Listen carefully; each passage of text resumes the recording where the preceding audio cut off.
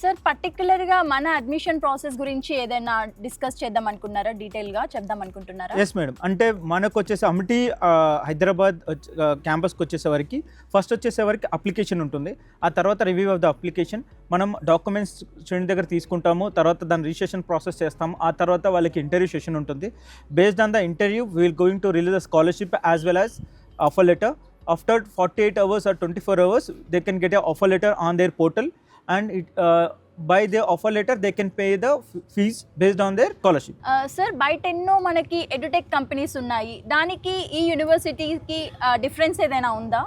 So example madam, కొన్ని edtech companies so we're experienced అని, లేకపోతే we're from some ex alumni అని చెప్తున్నారు. వాళ్ళకి మాకు తేడా ఏంటి అంటే దే ఆర్ ద సేమ్. ఏవైతే 1, 2 సెకండ్ 1 ర్యాంక్ సెకండ్ ర్యాంక్ అయితే వాళ్ళు ఉన్నాయో, అట్లాంటి కాలేజెస్ ఉన్నాయో, సేమ్ మళ్ళీ వాళ్ళని యూజీ కోర్సెస్ కూడా అలానే లాగుతున్నారు. బట్ అమిటీలో అలా ఉండదు madam. It's analysis of learning. అంటే ఒక ప్రాజెక్ట్ని కానీ లేకపోతే ఒక సబ్జెక్ట్ని కానీ అనాలిసిస్ వైజ్గా వాళ్ళకి ఇస్తాం. సో అనాలిసిస్ వైజ్గా వాళ్ళు నడుచుకుంటారు. సో ఇక్కడ బట్టి కొట్టడానికి ఏమి ఉండదు. So it's completely industrial oriented. ఏదైతే చెప్పానో అది మళ్ళీ నేను రిపీట్ చేస్తాను.